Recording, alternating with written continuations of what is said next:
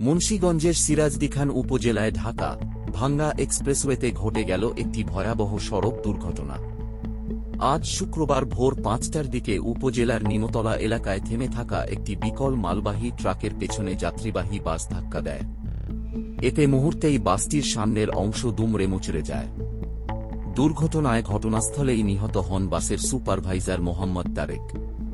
তাঁর বয়স ছিল ৪৫ বছর। তিনি পূর্বাশা পরিবহনের বাসটির দায়িত্বে ছিলেন।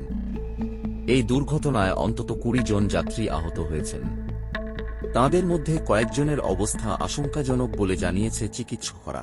ফায়ার সার্ভিস ও স্থানীয় সূত্র জানায়, বৃহস্পতিবার রাতে যাত্রী নিয়ে পূর্বাশা পরিবহনের বাসটি চুয়াডাঙ্গা থেকে ঢাকার উদ্দেশ্যে ছেড়ে আসে। দীর্ঘ রাতের যাত্রা শেষে ভোর ৫:১৫টার দিকে বাসটি সিরাজদিখানের নিমতলা এলাকায় পৌঁছালে চালক নিয়ন্ত্রণ হারান। এ সময় এক্সপ্রেসওয়েতে বিকল হয়ে থেমে থাকা একটি ট্রাকের পেছনে সজোরে ধাক্কা দেয় বাসটি। সংঘর্ষের তীব্রতায় বাসের সামনের বাঁ পাশ সম্পূর্ণভাবে দুমড়ে মুচড়ে যায়। দুর্ঘটনার পর বাসের ভেতরে বহু যাত্রী আটকা পড়েন। খবর পেয়ে দ্রুত ঘটনাস্থলে পৌঁছে যায় সিরাজদিখান ও শ্রীনগর ফায়ার স্টেশনের ৩টি ইউনিট। ফায়ার সার্ভিসের সদস্যরা আহত যাত্রীদের উদ্ধার করে শ্রীনগর উপজেলা স্বাস্থ্য কমপ্লেক্সে পাঠান।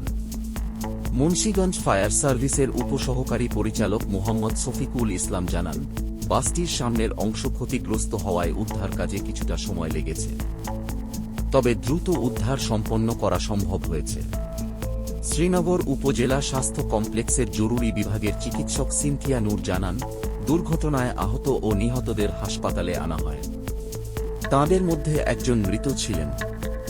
আহতদের প্রাথমিক চিকিৎসা দেওয়া হয়েছে এবং ৪ জনকে উন্নত চিকিৎসার জন্য ঢাকায় পাঠানো হয়েছে। দুর্ঘটনার পর এক্সপ্রেসওয়েতে কিছু সময় যান চলাচলে বিঘ্ন ঘটে। পরে দুর্ঘটনা কবলিত বাস ও ট্রাক সরিয়ে নেওয়া হলে যান চলাচল স্বাভাবিক হয়। এ ঘটনায় এলাকায় শোকের ছায়া নেমে এসেছে। পুলিশ দুর্ঘটনার কারণ তদন্ত করছে। এরকম আরও আপডেট পেতে আমাদের চ্যানেলটি সাবস্ক্রাইব করুন।